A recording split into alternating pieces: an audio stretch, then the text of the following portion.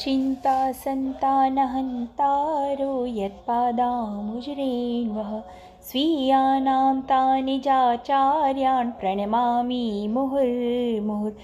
यदनुग्रहतो जन्तु सर्वदुःखातिगो भवेत् तमहं सर्वदा वन्दे श्रीमद्वल्लभनन्दनम्। अज्ञानतिमिरान्धस्य ज्ञानाञ्जनशलाकया चक्षुरुन्मिलितं येन तस्मै श्रीगुरवे नमः। नमामि हृदये शेषे लीलाक्षीराब्धिशायिनं लक्ष्मीसहस्रलीलाभिर्सेव्यमानं कलानिधिं चतुर्भिश्च त्रिभिस्तथा षड्भिर्विराजते योऽसौ पंचधारदये मम। श्री गोवर्धन नाथ की जय, श्याम सुंदर श्यमने महारानी की जय, श्री गिरिराज धरण की जय, श्री वल्लभाधीश की जय, श्री गोपीनाथ जी, श्री गोसाई जी परम दयाल की जय। श्री वल्लभ ने वर्णन कीनो समयमने नहीं कोय, भक्त दोष नाशक यो पंचम ऐश्वर्य सिद्धि होय।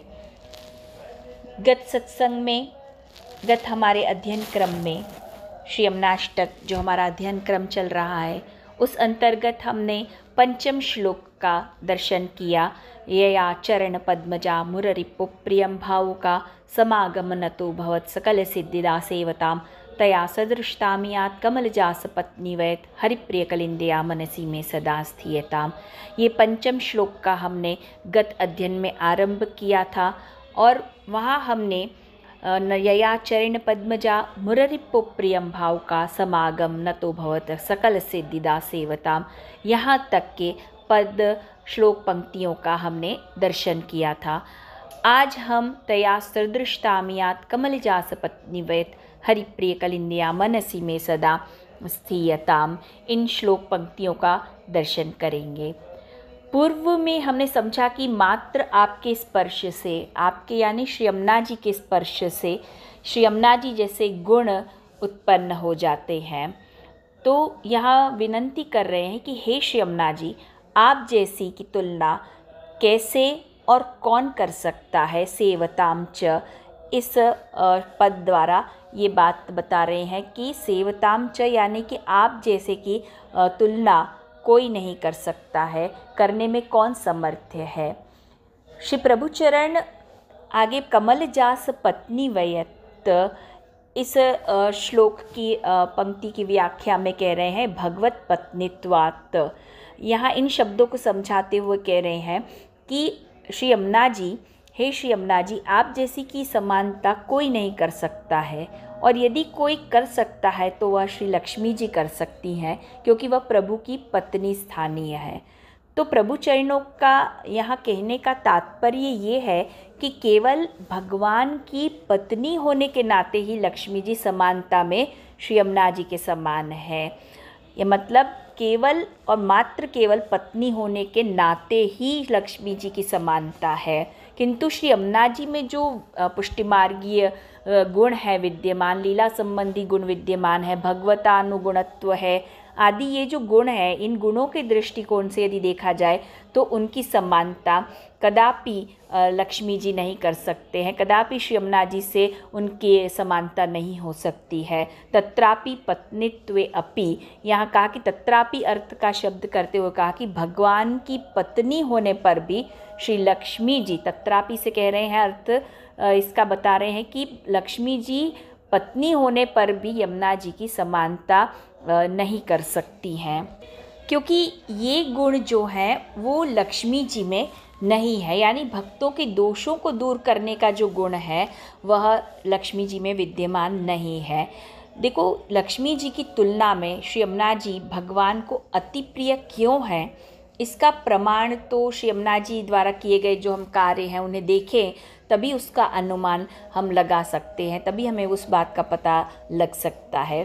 तो प्रभु चरणों ने आगे कलिंद्यति और श्री आचार्य चरणों ने हरिप्रिय कलिंदिया, ये जो शब्द कहे हैं उनका अर्थ यह होता है कि श्री यमुना जी हरि के प्रियजनों के कली यानी दोषों को दूर करने वाली हैं। हरिप्रिय कलिंदया कहने का तात्पर्य यह हुआ कि श्री लक्ष्मी जी की जो अंशभूता एवं श्री लक्ष्मी जी का आवेश धराती जो गोपिकाएं हैं, अन्य जो गोपियां हैं, वे सभी गोपिकाएं श्री लक्ष्मी जी की सपत्नी होने के कारण श्री लक्ष्मी जी से ईर्षा भाव रखती हैं। किंतु यमुना जी भी सपत्नी है, किंतु यमुना जी में ऐसे कोई भाव नहीं है, अपितु श्री यमुना जी आप ऐसे हैं जो उन गोपिकाओं के भी ईर्षा भाव आदि दोषों को यानी कली यानी दोषों को दूर कर देती हैं। तो श्री यमुना जी के प्रभु भगवान के प्रिय होने का बीजभूत कारण है, जैसा हमने समझा कि श्री यमुना जी प्रभु को इतनी प्रिय क्यों है, तो इसका कारण यहाँ बताया कि बीजभूत कारण यही है कि आपकी गुणातीतता जो उनके इस कार्य द्वारा ही उनमें निश्चित हो रही है।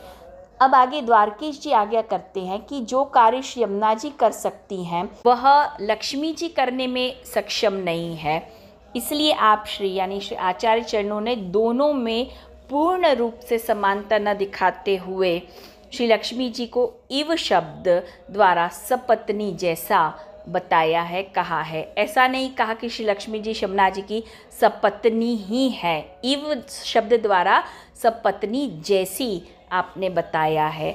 तो प्रभु चरण आज्ञा करते हैं कि आप तो सर्व दुख हरता भगवान के प्रिय भक्तों के दोषों को भी खंडन करने वाली हैं, अतः ये आपकी महद श्री यमुना जी आपकी महद विलक्षणता है, अतः आप जैसी तो कोई है ही नहीं, हो ही नहीं सकती है, यह आपने यहाँ सूचित किया है।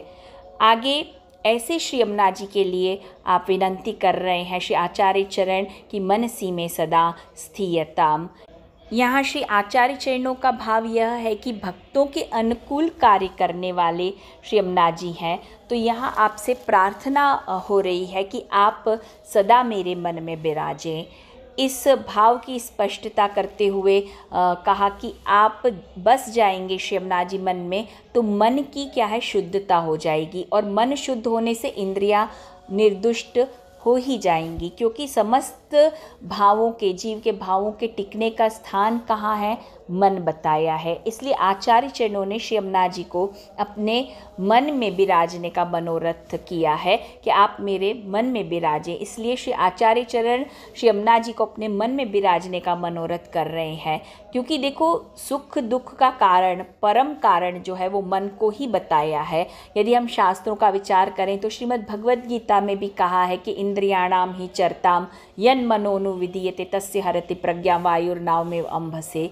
यहाँ कहा है कि इंद्रियां जो है वो मन के वश में है, किंतु मन किसी के भी इंद्रियों के वश में नहीं है। जिस इंद्रिय से मन जुड़ जाता है इंद्रियां उसी प्रकार से कार्य करने लगती हैं।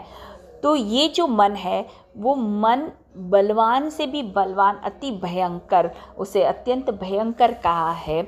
यानी मनसो वशे सर्वमिदम, यानी मन जो है उसके वश में सर्व कुछ है। ये जो वाक्य कहें इनमें स्मृतियों में भी ऐसा कहा है कि मन ही मनुष्य के पूर्व रूपों को तथा भावी शरीर आदि को बता देने में सक्षम है, जिसका जन्म नहीं होने वाला है। ऐसे जो तत्ववेत्ता होते हैं तो उनकी भी विदेह मुक्ति का पता जो है वो मन से ही लगता है, उनके मन से ही पता चलता है उनका भी। अतः आचार्य चरणों का यहाँ कहने का तात्पर्य है कि ऐसे मन में हे श्री यमुना जी, जब आप जैसे गुणवान बस जाएंगे, विराज जाएंगे, तो मन के भाव भी आपके समान गुण वाले ही बन जाएंगे, क्योंकि मन वह भावों का अधिष्ठाता है। तो श्री द्वारकेश जी भी आज्ञा करते हैं कि मन के भाव जब आप जैसे हो जाएंगे तब गोपिकाओं की भांति भगवद लीला में प्रवेश पाना वह सुलभ बन जाएगा जीव के लिए। इस प्रकार श्री आचार्य चरणों ने यहाँ तक सर्वेश्वर भगवान की प्रिया श्री यमुना जी के स्वरूप का ज्ञान करवा के यह सिद्ध करा, ये बताया कि श्री यमुना जी के उत्कर्ष का निरूपण अशक्य है। और प्रभु चरण भी यही आज्ञा कर रहे हैं कि इससे अधिक श्री यमुना जी का वर्णन करने की शक्ति किसी में नहीं है। तो इस श्लोक में श्री यमुना जी का भगवान के प्रिय जनों के दोष यानी कली को दूर करने वाला पांचवा ऐश्वर्य बताया, क्योंकि श्री यमुना जी आप निर्गुण स्वरूपा हैं जो भक्तों के हृदय में रहे हुए ईर्ष्या जैसे दोषों का, कली का नाश कर देते हैं। अतः श्री महाप्रभु जी यहाँ आपसे प्रार्थना कर रहे हैं कि ऐसे श्री यमुना जी मनसी में सदा स्थियता, मेरे मन में सदा स्थिति करें। तो यहाँ हमारा श्लोक की टीका अर्थ संपूर्ण होता है।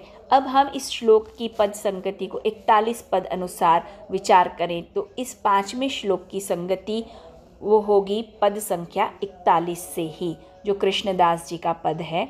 पद इस प्रकार से है, पद्मजा पाय तू संगहि मुररिपो, सकल सामर्थ्यमयी पाप की खंडनी, कृपा रसपूर्व वैकुंठ पद की सिड़ी, जगत विख्यात शिवशेष शिरमंडनी, पर्यो पद कमल तर और सब छांड के, देख द्रग कर दया हास्य मुख मंदनी, उभय कर जोर कृष्णदास विनंती करे, करो अब कृपा कलिंद गिरि नंदनी। पहले तो हम इसे समझो कि श्री यमुना जी के जो 41 पद हैं वह श्री यमुनाष्टक ग्रंथ के भावों का विस्तार करने वाले हैं, और विस्तार करने वाले होने से प्रत्येक पद जो है वो एक दूसरे के साथ क्रमबद्ध है। यानी कि ये ऐसे कह सकते हैं कि छुट्टे छवाए फूल की भांति नहीं है, कुसुम की भांति, किंतु जैसे एक माला होती है पुष्प माला, उस प्रकार से ये पद एक दूसरे से क्रमबद्ध हैं। और उसमें भी ये जो कृष्णदास जी का 41वां पद है वह माला में पदक की भांति है।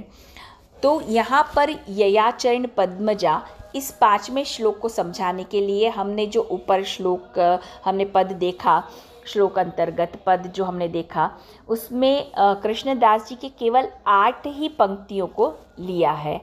तो अब इसे हम समझते हैं श्लोक के साथ कि श्री यमुना जी के संग से भगवान के चरण पद्मजा यानी श्री गंगा जी, चरण पद्मजा हमने पहले बता चुके हैं कि चरण पद्मजा गंगा जी हैं। तो ये समझाते हुए कृष्णदास जी कहते हैं सकल सामर्थ्यमयी पाप की खंडनी, यानी गंगा जी क्या बने हैं, ये समझाते हुए कृष्णदास जी कहते हैं सकल सामर्थ्यमयी, यानी सकल सामर्थ्य उनमें आया है, पाप की खंडनी, पाप को दूर करने के लिए करने वाली और सकल सामर्थ्यमयी गंगा जी बने हैं। श्लोक में श्री महाप्रभु जी ने कहा सकल सिद्धिदास सेवताम।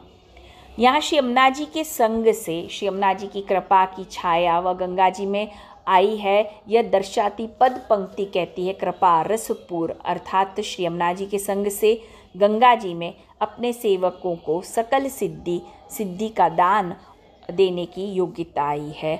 आगे कहा वैकुंठ में सेवा उपयोगी दे आदि से समृद्ध करने का सामर्थ्य भी उनमें आया है।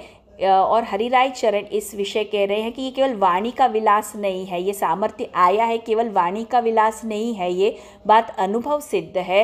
अयम उत्कर्ष स्वानुभवे नोक्त, यहाँ कहा कि ये अनुभव सिद्ध बात है।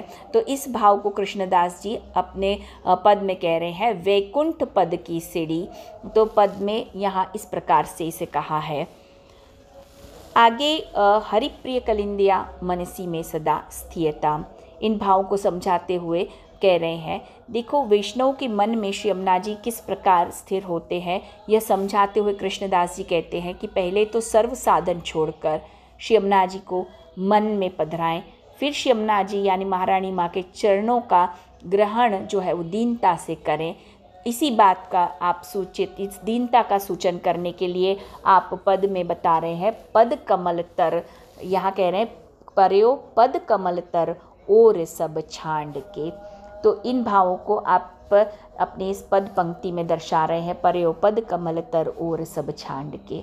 अब आगे पुष्टि जीव को निस्साधन और दीन देखकर तुर्य प्रिया श्री यमुना जी उन पर दया करके कृपा दृष्टि कर रहे हैं और इसलिए वो मंद हास करके आप उनके सन्मुख देख रहे हैं। देख दृग कर दया हास्य मुख मंदनी, यानी श्री यमुना जी उन पर दया करके कृपा दृष्टि कर रहे हैं, इसलिए मंद हास करके आप उनके सन्मुख देख रहे हैं।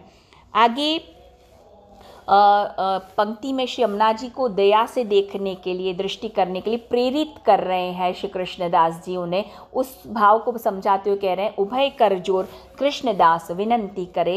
यहाँ कहते हैं कि क्रिया शक्ति रूप दोनों हस्त जोड़कर मस्तक नमाकर श्री यमुना जी को संपूर्ण रीत से समर्पित हो कृष्णदास जी यहाँ विनंती कर रहे हैं। कृष्णदास विनंती, उभय कर जोर कृष्णदास विनंती करे।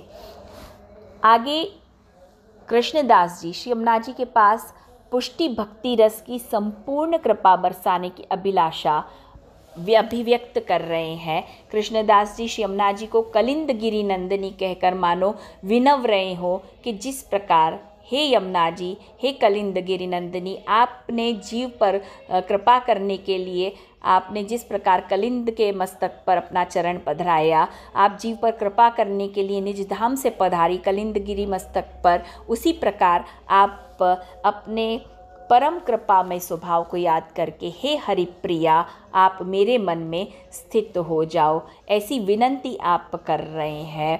तो उसी भाव को श्लोक में आचार्य चरण दर्शाते हुए कह रहे हैं, हरिप्रिय कलिंदया मनसी में सदा स्थियताम। तो यहाँ हमारा 5वां श्लोक जो है वो पूर्ण होता है। हमने इस श्लोक की पद संगति को देखा, ऐश्वर्य को समझा और पूर्ण श्लोक का टीका सहित अर्थानुसंधान हमने किया। बोलो श्री गिरिराज धरण की जय, श्याम सुंदर श्री यमुने महारानी की जय, श्री गोवर्धन नाथ की जय, श्री वल्लभाधीश की जय, श्री गोपीनाथ जी, श्री गोसाई जी परम दयाल की जय।